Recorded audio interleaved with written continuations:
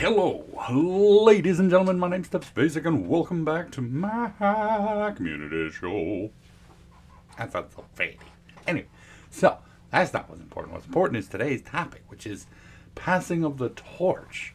Now, this is kind of a funny thing. It's like a little trope, a little storytelling mechanic that you'll see in more long-running series and whatnot. And honestly, it's one of my favorite little tropes because it's literally the transition between generations, which is something I have always found like not only symbolically cool, but also like just cool in general. The best example I can think of to talk about the trope is obviously Infinity War and Endgame from Marvel's cinematic universe there, where you see the old characters passing the torch, as it were, to the new characters, i.e., Captain America passing his shield, or his torch, his burden to bear, as it were, passing it on to Sam, and other characters doing similar things like that, and Iron Man to Spider-Man, etc., and that sort of thing. And that's kind of the reason why I like it so much, is because it is the transition from the old to the new. The older characters passing their burdens off to the younger generation. And like Endgame was really cool in that because it was all of the characters, all of the original characters, Captain America, Iron Man, Thor, passing their mantles to the next generation, i.e., like I said, Captain America to Sam, Iron Man to Spider-Man, and Thor to Valkyrie. And I like this because it's supposed to be a symbolic gesture in that it's like, hey, older generation, we know you've done good and we know that this has happened, but now it is time for you to allow other people to step in. And that sort of thing is important, especially when you want to introduce new characters, when you want to have new stories, new formats and whatnot. And I think because of the way Endgame went, that was actually one of the better ways for the Marvel Cinematic Universe to continue on without ending at Endgame. And of course, there's the argument of like, oh, well, we could have just kept all the original characters and had them, move on with the stories. But at the same time, we would have lost a lot of emotional impact if we would have kept Captain America, we would have kept Thor, and we would have kept Iron Man all in their same roles doing the same stuff, because it's like, well, they just faced world-ending, universe-ending thing, and now what else stands in their way? Well, the best way to do that would be, of course, to pass it to people who have never done this before. Now, you could argue that because of their involvement in the original, in the Endgame and whatnot, that the new characters are starting off on a higher note, they're starting off like, boom, big impact. They've already faced the world-ending threats and whatnot, but they weren't as pivotal in the story, as it were. And that way, when they do the pass the torch moment, they're like, hey, we've saved this world, and now this world is yours, and I'm giving it to you. And of course, we see this in real life, exemplified? That's not a word. We see this in real life in ways like coming-of-age situations, like when a child goes off to college and their parents are like, here, this world is yours now. And of course, we do not quite so cool little situations like they did in the MCU, obviously. We're not saving the world and then passing it off to the kids. No, we're saying, hey, we raised you and now your life is your own. And we exemplify this through the gift of who knows what, education. I know a lot of people like to give the whole where will you go, or the Dr. Seuss book. I can remember the title of it. Oh, the places you'll go. Boom, got it. I got a pen when I graduated high school and went off into the wild blue yonder of the world. I got a pen. It was a really cool pen. I didn't keep it for more than a year. I lost the darn thing. Now, granted, I also went in the military, so I lost a lot of my stuff when I left home, and that sort of stuff. But you see these sorts of little transitions, and as one reason why I like them, because they're not only symbolic of what we do in real life, but also they are symbolic in the world. Like, hey, they're talking directly to us fans, like, hey, fans, I know you've grown up and loved these characters. I mean, what was it, like 22 movies of these characters? But we have more stories to tell, and we want to move on with we want to move on with the world. We want to move on with the stories. And hey, we acknowledge that you love these characters, but here are these new characters, and we want to show you that they are good too. Now, of course, this doesn't always work out. Unfortunately, we get some bad characters who are supposed to be taking over for our new characters, as exemplified in, like, Terry Pratchett's death. Now I know Mort wasn't a bad guy, but he wasn't Death. So Death ended up having to take his position back. He's like, "Hey, Mort, want to take up my mantle? Here you go. You get to be Death now." And it's like, nope, didn't work out so well. Of course, with the witches was another example too. They had the younger witches, and the younger witches, like the sorcerer, is like, "Yeah, sorry, she's not exactly going to be the best of people." Now, she's not a bad person, obviously, but she was inhabited by... Yeah, this is a long story. Read the story, Mort and Witches Abroad, and read all those books. Read Terry Pratchett, for Christ's sake. He's amazing. I see this as an important trope, as it helps to convey, literal passing of the torch, moving on from the stories that we've had before. Now, of course, admittedly, sometimes you get situations like with Endgame, where it's like you have 22 movies leading up to this final moment where our good heroes can finally retire. But then you have moments where it's like,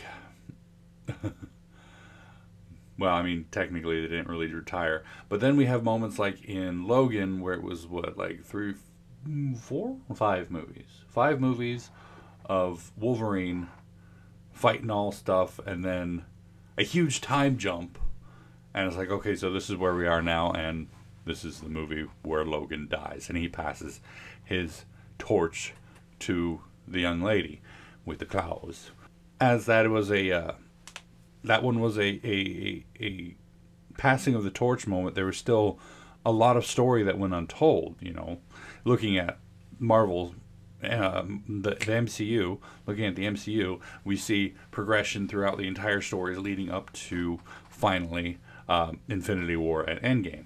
Whereas with Wolverine and Logan, we have fighting with the X-Men, doing some fun stuff, going back in time, and then time jump to him as an old man dying. It's like, well, we missed out. What happened? Where was all this other stuff in the middle there? We're missing stuff. And that's not a clean break. Now, don't get me wrong. When I say that, I loved Logan. And it was an incredibly heartbreaking story. And my heart is not recovered yet.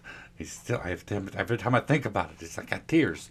But even still, as far as like the overall story of Wolverine, there's too huge a gap there.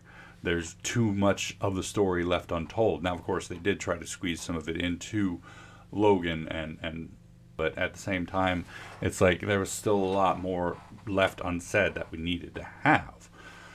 And that is an example of a bad passing of the torch. Don't get me wrong.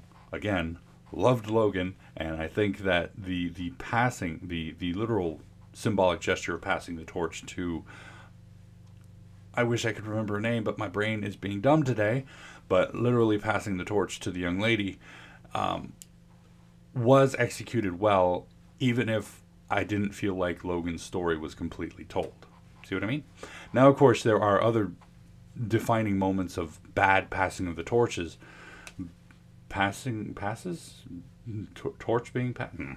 There are other examples of a torch being passed badly that do not include the old character's story not being told, i.e., he passes the torch on to somebody who isn't exactly qualified. Again, referencing Mort and Death here. Death trained Mort to be his replacement, even though, funny enough, his daughter was a better replacement than Mort was. Because, for one thing, the daughter was actually a Death character. Again, read Terry Pratchett. Terry Pratchett's amazing. But there are other situations like that where they don't return to the original character. Like in the story Mort, the entire story happens in one book. Death acquires an apprentice, trains him, and leaves him to the position, but then realizes he can't do it, and then comes back and takes the position again in the entire story. Acquires an apprentice, trains him, and leaves him to the position, but then realizes he can't do it, and then comes back and takes the position again. Wait, you've read this book 4 times, and you think that's what the story was about? No. Death wanted to take a vacation, so he trained up a replacement for him. He wasn't quitting, dude. But then there are situations where they pass the torch, but the person they pass the torch to is not the person that they hoped for. So it's like the person that takes up the torch is bad for the position. A good example of this would actually be Iron Man to Captain Marvel. Even though I think technically the transition was more Captain America to Captain Marvel because it's leader to leader, but the power imbalance as well as the morality imbalance leaves a lot to be desired when it comes to the differences between Iron Man and Captain America, Captain Marvel, i.e. that her allegiances aren't towards Earth, her allegiances are towards the universe, which arguably, yay, good to have a broader sense of the world, or the worlds in this case. Good to have a broader sense of the worlds and the universe involved, but Iron Man was dedicated to Earth. Iron Man was the leader of the Avengers on Earth. Well, again, debatable who the leader was, and I'm pretty sure that is in the comics it was passed off between Captain America and Iron Man, and there were a few other people who were leaders of the Avengers, but blah, blah, blah, blah, blah, blah. Lots of talking. There's a lot more books to be read than that. But in the same time, it's like the better representation of transference of power from Iron Man to Captain Marvel was not... the transference of power from Captain... funky monkey. Brain is being dumb today. The transference of power from Iron Man to Captain Marvel was not an equal transference, because Captain Marvel taking the reins as leader, quote unquote, of the Avengers is giving power to somebody whose allegiance is not towards the Avengers, rather to a broader scope. Again, not a bad thing to be allied to a broader scope in the universe rather than, the world. In a way, I think a better idea of transference of leadership went from Iron Man to Doctor Strange, because Doctor Strange is literally like, that is his home. He protects the New York sanctum, as it were, and Earth and this dimension at the same time. So his position as a leader in the Avengers makes more sense than Captain Marvel would. Splitting hairs, but there we go. But that always comes back to the idea of how important and why it's important to have these sort of passing of the torch moments in these sorts of situations, because the old crew has to leave. The old crew, for whatever IRL reason or not IRL reason, the old crew has to leave, so we get the new crew. Now, it's a little more wishy-washy in comic books, because comic books don't have to rely on, actual, human people in there. They don't have to worry about the actors having, being like, hey, I don't want to be in this role anymore, so I'm going to leave. Dude.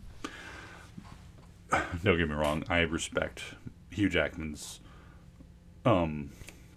decision to leave Wolverine, and the way he said it, really exemplifies exactly how I kind of feel about it. Is if he tries to stick with the role, he is eventually going to reach a point where he's not good in it anymore. And so, the fact of him leaving when he did really actually felt right, even though I like Hugh Jackman as Wolverine. I don't want him to stick with it until I don't like him as Hugh Jackman as the Wolverine. You know what I mean? So passing of the torch is important. Even though it's mostly symbolic, it's very important, and especially in live-action situations where the characters grow and age and can no longer play the character that they originally were. So, like Tom Holland being a 40, 50-year-old man would not look the same as Tom Holland now, so he wouldn't make a good Spider-Man at that age. Know what I mean? Except, of course, as, the mentor Spider-Man, i.e. Batman Beyond being a good example of that, where we have Kevin Conroy and the new kid playing Batman Beyond. It's a good transition, because you'd see the older character, literally older, Captain America again, transferring the shield to Sam. But, Batman Beyond being an animated version of this, where you'd see the old character literally training and teaching the new character. Literally passing the torch. But anyway, apart from all that, what are your thoughts? What are your favorite passing the torch moments? Do you like passing the torch moments? Because I find them a little heartwarming and sweet, but, that's just kind of me. Even if a lot of people end up dying, like in Endgame. But hey. Let me know in the comments down below. Apart from that, announcements. Don't really have any announcements today. I didn't work at all on my side projects this week. Hopefully I'll get some done next week, but you never know. I also got tomorrow, so yay. But school's going to be back in session in a week anyway, and so I'm going to have a little bit more time to work on that. But apart from that, no real announcements. Working through Borderlands 2, getting closer to the end where I'm going to have to switch over the DLCs and whatnot. And yay. But apart from all that, that's going to be it for me for today. Thank y'all so much for joining me for this episode of The Community Show. Hopefully you enjoyed it. And if you did, please go and poke that like button for me. If you'd like to see more from me, make sure to hit that subscribe button. And of course, as always, you're more than welcome to leave a comment in the comment section down below, and I'll get back to you as soon as I can. When I can, if I can, all that jazz. And tune in next time for another topic, another time. And until then,